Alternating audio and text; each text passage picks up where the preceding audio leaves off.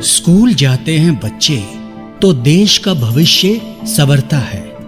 एक अध्यापक के हाथों ये भविष्य और निखरता है। तो आइए इसी संदेश के साथ शुरू करते हैं समग्र शिक्षा उत्तर प्रदेश और यूनिसेफ लखनऊ की तरफ से पेश किया जाने वाला ये कार्यक्रम जन पहल। शिक्षा प्रगति की ऐसी सीढ़ी, रोशन होती जिससे हर पीढ़ी। आज माता पिता ने है ठानी, विद्यालय प्रबंध समिति में भागीदारी है निभानी, भागीदारी है निभानी। नमस्कार साथियों, मैं हूँ विद्या और मैं हाजिर हूँ जन पहल कार्यक्रम की एक और कड़ी के साथ। और हमेशा की तरह मेरे साथ मौजूद हैं हम सब की प्यारी काकी। भाई अपनी काकी की तरफ से तुम सबको ढेर सारा आशीर्वाद। और इधर इस तरफ मेरे साथ चंदू भी बैठा है। और नहीं तो क्या, हमारे प्रोग्राम का नजर बट्टू है ये। काम तो हर कोई आता है काकी, चाहे घोड़ा हो या टट्टू। जहाँ सबकी नजर पड़ती हो वहाँ चाहिए होता है नजर बट्टू।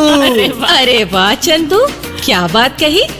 अच्छा विद्या बेटी, आज तुमने जो प्रोग्राम की शुरुआत में कविता पढ़ी तो मैं सुनते ही समझ गई कि आज तुम अध्यापकों के बारे में बात करने वाली हो। हाँ काकी, सच कहा तुमने। तो मतलब आज अध्यापकों की बात होगी। हाँ चंदू। तो फिर मैं चलता हूँ। क्यों चंदू, अध्यापक शब्द सुनते ही तुम्हारे पसीने क्यों छूटने लगे? क्योंकि जब ये स्कूल में था तो अध्यापकों ने बड़े पसीने छुड़वाए हैं इसके। हाँ विद्या बहन, मेरी पिटाई लगाना तो जैसे हर अध्यापक का जन्म सिद्ध अधिकार बन गया था। और एक बार की पिटाई तो मुझे भूलती ही नहीं। अच्छा, कौन सी पिटाई चंदू? एक बार इतिहास के अध्यापक पढ़ा रहे थे और मैं सो रहा था, तो मुझे देखकर वो चिल्लाए, चंदू तुम मेरी कक्षा में सो नहीं सकते। तो मैं बोला, मास्टर जी सो तो सकता हूँ, पर जो आप थोड़ा धीरे बोलें तो। बस बिटिया, उसके बाद तो ऐसी पिटाई लगी इसकी कि आज तक याद है इसे। खैर काकी, बच्चों की पढ़ाई लिखाई की बात तो अध्यापकों के बिना पूरी हो ही नहीं सकती। और हमारे शिक्षा के अधिकार अधिनियम में भी कहा गया है कि स्कूल में अध्यापकों की तैनाती या नियुक्ति स्कूल में पढ़ने वाले बच्चों के अनुपात में होनी चाहिए। मतलब कि पढ़ने वाले बच्चों के लिए अध्यापकों की कमी नहीं होनी चाहिए। हाँ काकी, और इसमें जिले या ब्लॉक के अध्यापकों की तैनाती की औसत वाला नियम नहीं अपनाया जाना चाहिए। अब बेटी, इस बात की कोई मिसाल तो दो। जैसे अगर किसी ब्लॉक में औसत 40 अध्यापकों की तैनाती का हिसाब रखा गया है, अब अगर उस ब्लॉक के किसी स्कूल में पढ़ने वाले बच्चों के लिए ज्यादा अध्यापकों की जरूरत है तो ज्यादा अध्यापक तैनात किए जाने चाहिए। मतलब कि बच्चों की कोई कक्षा खाली नहीं रहनी चाहिए। हाँ चंदू, अध्यापक ही तो शिक्षा और ज्ञान की ज्योति बच्चों के मन में जलाकर देश के भविष्य की राहों को रोशन करते हैं। तो काकी, इस बारे में शिक्षा के अधिकार अधिनियम में और क्या क्या कहा गया है हम भी ये जानेंगे, लेकिन पहले सुन लेते हैं आज की नाटिका। अम्मा, ओ अम्मा, अरे मेरा कुछ सामान बांध दिया कि नहीं? अरे पहले देख तो सही, कौन पधारे हैं हमारे घर में तुझे आशीर्वाद देने के लिए।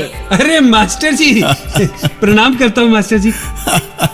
खुश रहो बेटा, दिन रात तरक्की करो रवि। जीवन में जो मंजिल तुमने चुनी है उस तक पहुंचने की शक्ति तुम्हें भगवान खूब दे। बेटा रवि, मास्टर जी को पता चला कि तुम्हें स्कूल मास्टर की नौकरी मिल गई है तो खुद चल कर आए हैं तुमसे मिलने। अरे भाई, मैं तो इस गांव से गुजर रहा था तो रवि की इस नई जिम्मेदारी के बारे में संसार चंद जी ने बताया मुझे। वो तो यहाँ के सरकारी स्कूल की एसएमसी के सदस्य भी हैं। हाँ भाई, उन्होंने ही तो मुझे ये खुशखबरी दी है। रवि बेटा जी, जब तुम मेरे पास स्कूल में पढ़ते थे ना भाई, मैं तो तभी से चाहता था कि तुम बड़े होकर एक शिक्षक बनो। जी। क्योंकि भाई तुम में पढ़ने और जानने की बहुत लगन थी। भाई तुम हर विषय को अच्छी तरह समझते थे। ये बातें आगे चलकर एक अच्छे अध्यापक का गुण बन जाती हैं बेटा। पढ़ने लिखने का तो इसको अभी भी बहुत शौक है मास्टर जी। रेवती बहन, भाई वो तो है। भाई ऐसे योग्य अध्यापक हमारे बच्चों को पढ़ाएं तो ये बात तो हमारे शिक्षा के अधिकार अधिनियम में भी कही गई है। अच्छा रवि बेटा जी, ये बताओ, एक अध्यापक के रूप में भाई तुम्हारी पहली तैनाती कहाँ पर हुई है? मसूदपुर गांव में मास्टर जी।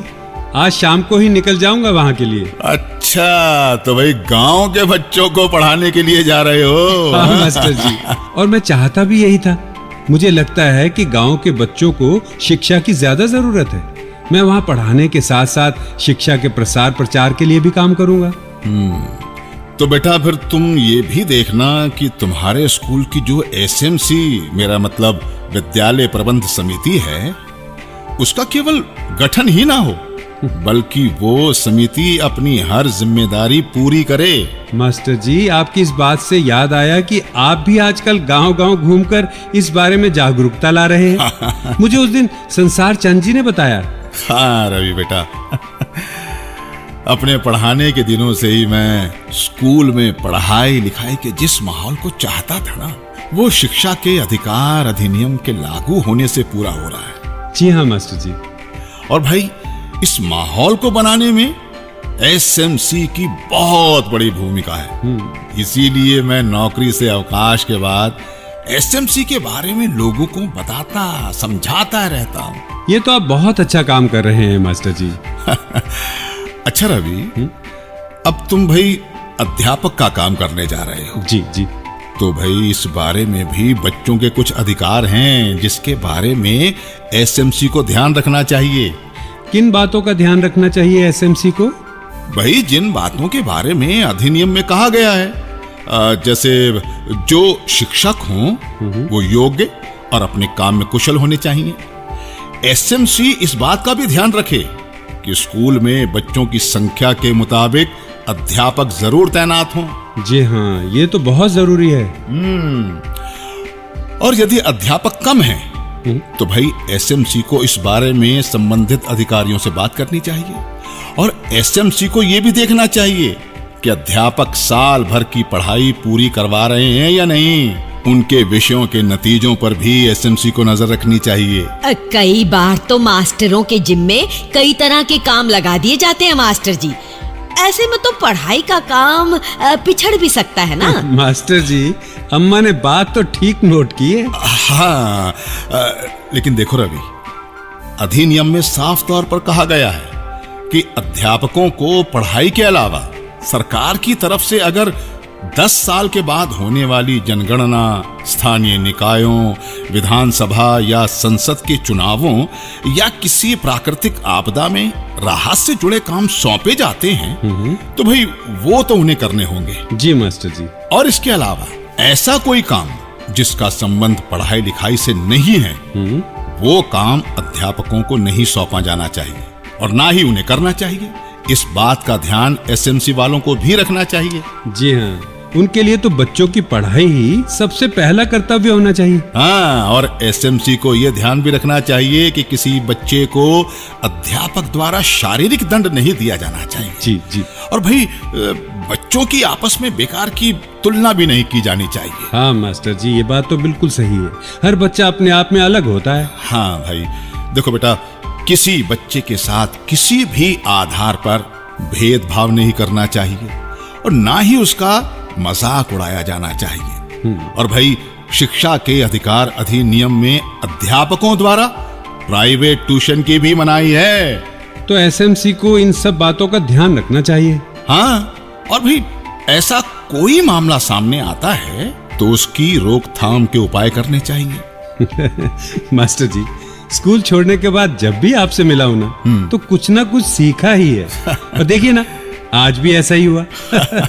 हाँ रवि भाई, देखो, अध्यापक के पास जो भी ज्ञान हो उसे बांटना ही उसका कर्तव्य है, समझे?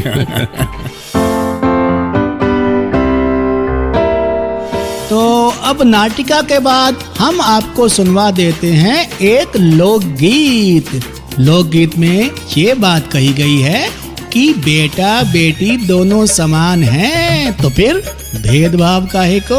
बेटी बेटे एक समान है, घर घर अलग जगाओ। बेटी बेटे एक समान है, घर घर अलग जगाओ। बेटी पढ़ाओ बेटी बढ़ाओ, ये बात सभी को समझाओ। बेटी पढ़ाओ बेटी बढ़ाओ, ये बात सभी को समझाओ।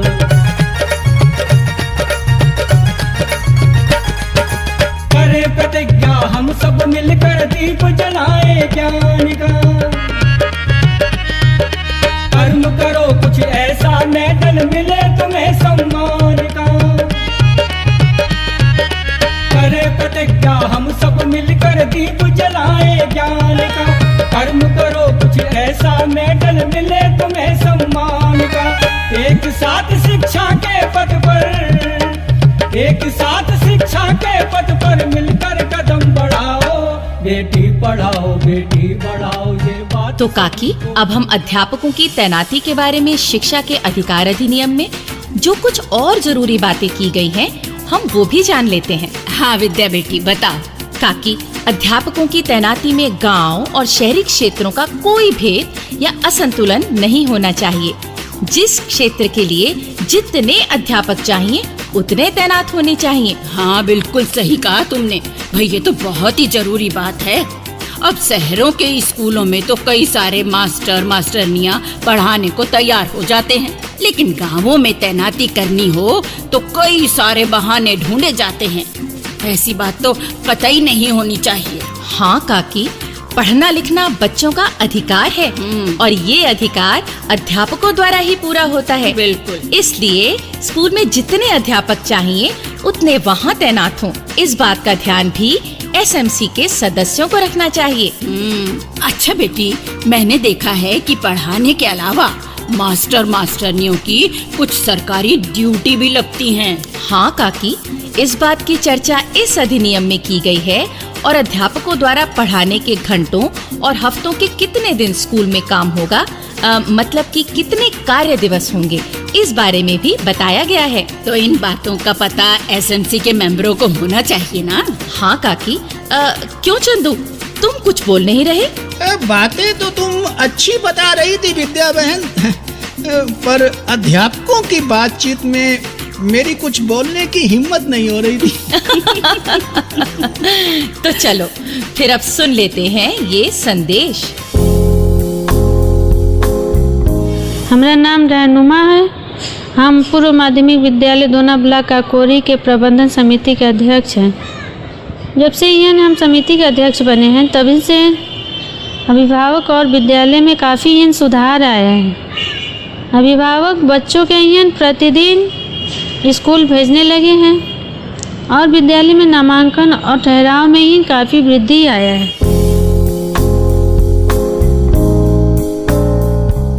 तो भाइयों बहनों, स्कूल में विकास की रफ्तार, सुविधाओं की बहार और पढ़ने पढ़ाने के काम में निखार लाती है एसएमसी यानी विद्यालय प्रबंध समिति।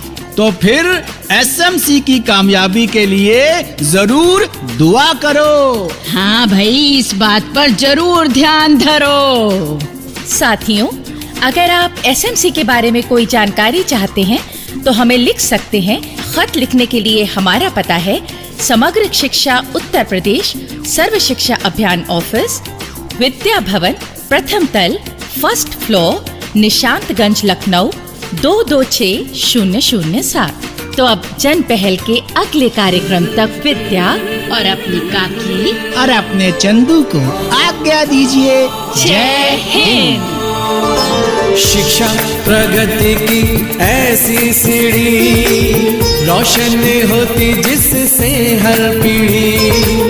आज माता पिता ने है ठानी, विद्यालय प्रबंध समिति में